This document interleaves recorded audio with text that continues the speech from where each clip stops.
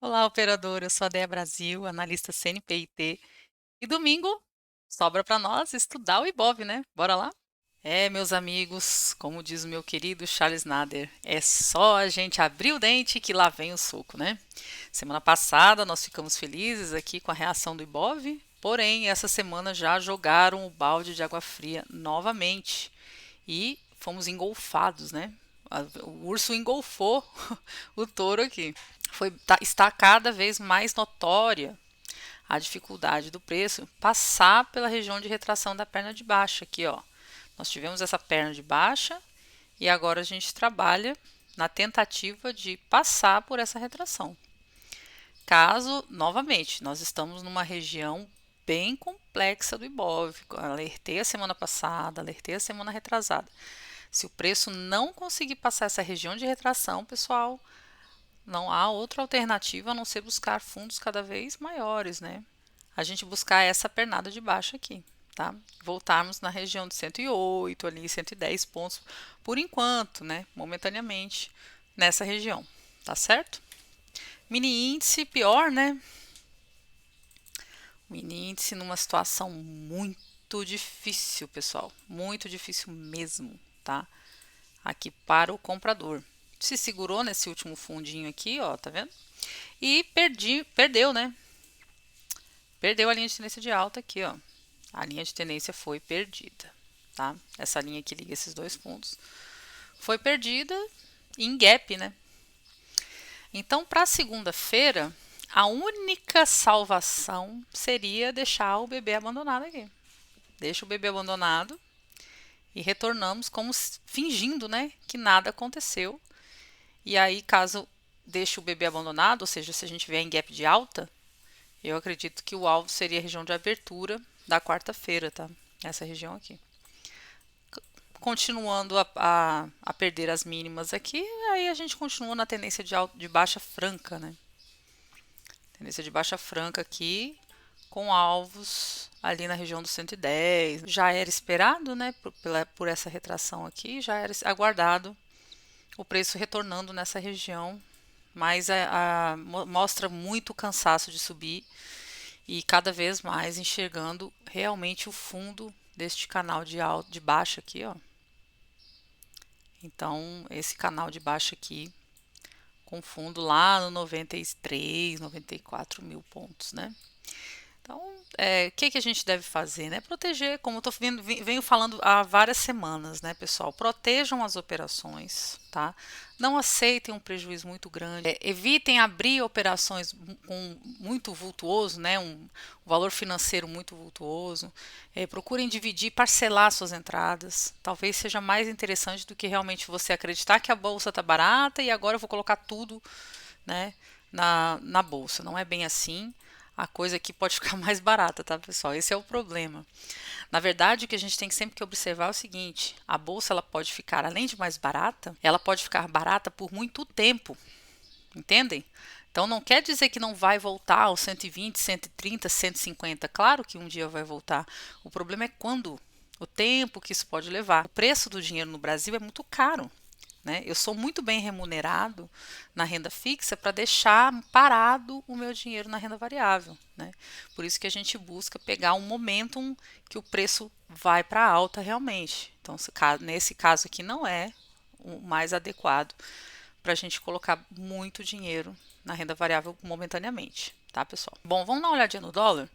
O dólar meio que acanhado, né? Você vê ali, né? O índice deu aquela derretida e o dólar fingiu que nada aconteceu. Tá com muita dificuldade de passar a região dos R$ 5. A gente tem realmente uma resistência forte aqui, ó. Você vê doji, doji, doji, doji. Não consegue passar com facilidade essa região. Tá? A gente tem uma região bem complexa aqui na cabeça do pivô do dólar. Eu acho que vai acabar indo em gap, se for, né? Vai passar em gap e os alvos são ali a região dos 5.200, 5.300, né? Aquela região ali, né? Fazer o pivô de alta aqui, ó. Então, né? Não conseguindo passar essa região e perdendo novamente aqui, aí a gente pode começar a querer enxergar de repente um topinho duplo aqui, hein? Não é o sonho, né? Estão deixando a gente sonhar. Se o índice for subir ali, se for só uma mentirinha de queda, né? a gente teria que perder essa região de linha de tendência de alta aqui por enquanto, para acreditar que realmente a gente vai buscar o fundo lá, tá bom? Momentaneamente o dólar é para cima, então não devo ficar olhando muito a ponta vendedora do dólar, a não ser que realmente perca essa região dos 4,90, do 960 aqui, tá? Se perder essa região, aí eu venho com mais vontade na ponta vendedora, beleza?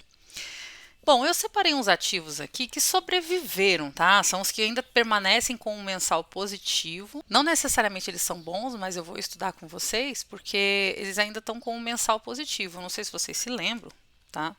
Mas o que eu comentei, né? Gente, o Ibov, o ideal é que o mensal permaneça positivo. Se a gente tiver o Ibov com um mensal negativo, começou a trabalhar na ponta negativa, é difícil ficar comprando, né? Então, esse aqui começa a ganhar pressão vendedora. O Ibov estava positivo na semana passada, agora ele ganhou a pressão vendedora. Ainda dá tempo de pedir desculpa, ainda dá tempo de voltar a subir. Vamos ver como é que vai ser essa semana agora no Ibov, tá? Bom, a Marfrig, né? Marfrig está positivinha ali. Ela chega em pontos importantes aqui no gráfico semanal, ela de suporte, né? E agora querendo realmente, né, o rompimento da máxima do semanal, desculpa aqui, ó. E com a entrada nos 60 minutos, né, um pivô de alta nos 60 minutos, eu acredito que a Marfrig venha buscar pelo menos essa região aqui de topo anterior, o que daria um swing trade interessante, né, para a semana, tá? Swing trade aí de 7%, 8%. A Iduc tem que quebrar a Iduc é um pouco mais feinha, né? Ela tem que quebrar a linha de tendência de baixo aqui, ó. Mas ela tá com velocidade, então poderia olhar aqui para day trade, tá? Day trade, eu tenho mais possibilidades aí na Iduc do que realmente o swing. O rompimento da semanal também ganha força, tá? Tudo eu vou falar de rompimento do semanal, tá? A Prio também, ó, a Prio na verdade já tem entradas no semanal. E aí a permanência dos 60 minutos para cima aqui, ó. Principalmente, às vezes até o day trade aqui também, ó, mais baratinho, levando a gente nas regiões de topos prévios, né? Então isso aqui já daria um trade de, vamos ver o percentual aqui, ó, 3%. Aqui é mais day trade, tá, pessoal? BBSE3 deixou a dúvida, deixou uma dúvida na semana. Eu acho que se voltar a passar para cima dessa região aqui, a gente realmente volta para a ponta compradora forte, né? Deixou o day trade para nós aqui, rompimento dos 60 minutos é região de day trade, então continua forte na ponta compradora. Temos uma linha de tendência de alta bem definida, onde a gente pode definir bem os stops aqui. E rompendo essa região, eu acredito nos topos prévios aqui, tá? Então tem um trade interessante aí para o BBSE3, acredito na semana que vem, caso fique para cima aqui da linha de tendência de alta, 8 a 7% aí para a gente buscar, tá? O NIP 6, meus amigos, esse papel aqui eu estou esperando o quê? A entrada do 15 dias. Esse aqui é um pouquinho mais complexo. Por quê? A entrada do 15 dias não bateu semana passada, a gente já estava esperando, né? Ó, ela acabou a vela do 15. Então a gente está esperando que o rompimento dessa vela do 15 com a bandeirinha do diário. Não sei se vocês se lembram. Esse é o estudo. Ele não quis fazer a bandeira imediata ali. Fez uma alce xícara aqui, vamos ver se com o rompimento dessa região a gente engrena alta aí na Unip 6, né? BRAP 4, a BRAP e a Vale, né, pessoal, foram dois ativos que subiram muito na semana retrasada e nessa última semana deu uma correção. Então elas vieram em correção aqui nessa região. O rompimento da correção, né, nos sugere que a gente vai continuar na tendência de alta, certo? Os 60 minutos aqui, ele rompe a região, né, faz o pivô de alta e volta em retração. Então, 60 minutos está em retração da perna de alta aqui, ó, tá vendo? A gente está em 50% de retração. Somente a ruptura dessa região não me leva lá. Eu precisaria de um pivô de alta aqui no 5 ou no 15 minutos, tá? Então, eu precisaria de um pivô de alta em cima dessa região. Aqui, ó. Poderia olhar para a máxima realmente do semanal ali, tá? Então, voltando para cima dessa região aqui, ó. Se a gente voltar para cima da abertura, eu volto a olhar aqui, ó, para a ponta compradora da BRAP no swing trade. Day trade, os rompimentos para cima aqui, principalmente a quebra dessa linha de tendência de baixo, ó, já vão tentar levar a gente lá para ver o que vai acontecer, né? Então o day trade tem esse espacinho, ficando para cima, o swing trade tem bastante espaço para subir, tá, pessoal? Petrobras, vamos dar uma olhadinha na nossa querida, que é o que não tem deixado o Brasil se chafurdar na lama, né? É essa empresa. Hoje a gente está aqui se segurando muito por conta dela, né, pessoal? Então, eu ainda não vejo, tá, necessidade de compra de puts para proteção. Por enquanto, o stop ainda é tranquilo, stop atrás do semanal. Eu acredito que ainda falta a exaustão, tá, pessoal? Não estou vendo a exaustão da Petrobras. Eu veria a exaustão da Petrobras se a gente for fazer um garfo de Andrews aqui com a projeção deste pivô aqui, ó, né? Eu acredito que ainda falta a exaustão aqui, o candle de exaustão, sabe? O candle finale que vai matar o vendedor. Eu ainda acho que falta esse candle. Porém, eu sempre, obviamente, tenho que proteger o comprado. O stop atrás do semanal, né? Para evitar você devolver muito. Claro que se você está comprado lá de baixo, como a gente fala, né? Ah, eu tô com um médio sei lá, aqui, ó, tô com um médio no R$ 19. Né? Você aguenta voltar um pouco, imaginando que o ativo vai voltar numa linha de tendência de alta, né? Mais ou menos essa região aqui dos 30. Então, se você sobrevive aqui, né? Se ele começar a perder, você já sabe que ele volta lá nos 25. Então, assim, é aquela história, né? Eu tenho que proteger numa linha de tendência de alta que vai ficar para cima do meu preço médio. Né? Não devo proteger numa linha de tendência de alta que, se quebrada, vai passar para baixo do meu preço médio. Né? Aí a gente não está fazendo o trabalho correto, principalmente no Brasil, né, galera? Aqui a gente tem que proteger o ponto de entrada sempre. Tá? Vale. Vale a mesma coisa da BRAP, né? Então a gente está nessas circunstâncias aqui. Eu tinha comentado com vocês do trade do setup do peru aqui, ó. Né? Não deixa nada para baixo da cabeça do pivô. Então o preço vem fazendo os topos de fundos descendentes, fere a mínima, ou seja, tenta fazer um pivô de baixa, não consegue, tá vendo? Não deixa nada para baixo e volta para cima. Qual que é o alvo de quem vai comprar contra a tendência?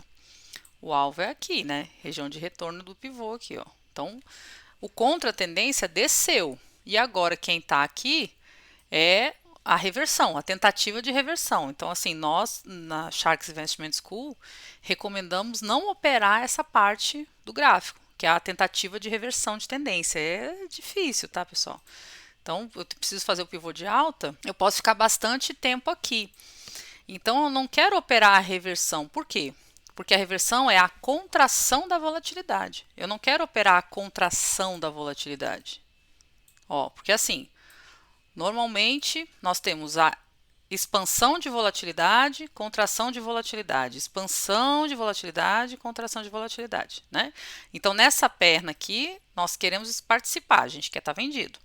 Nesse repiquezinho aqui, ó, normalmente a gente não opera.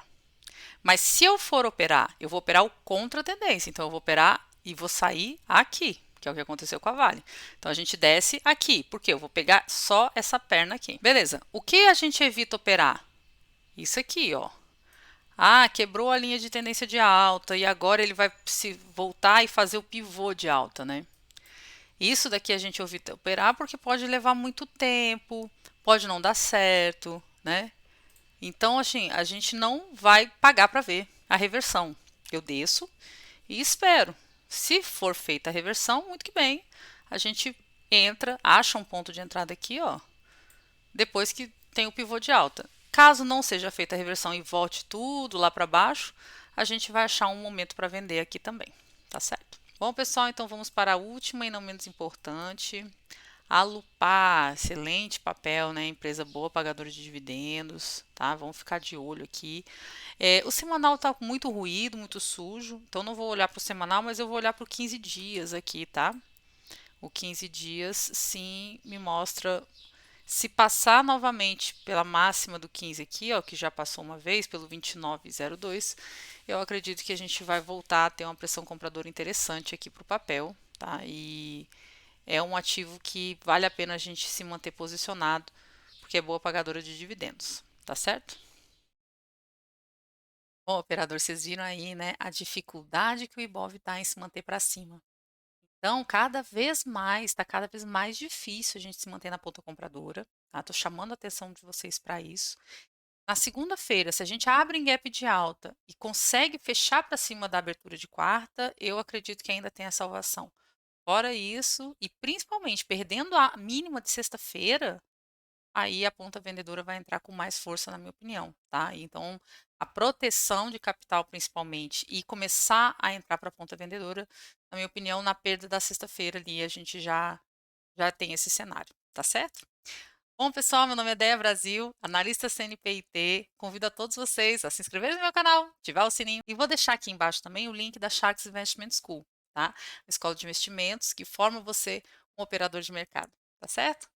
Valeu, pessoal. Até o próximo domingo. Um abraço.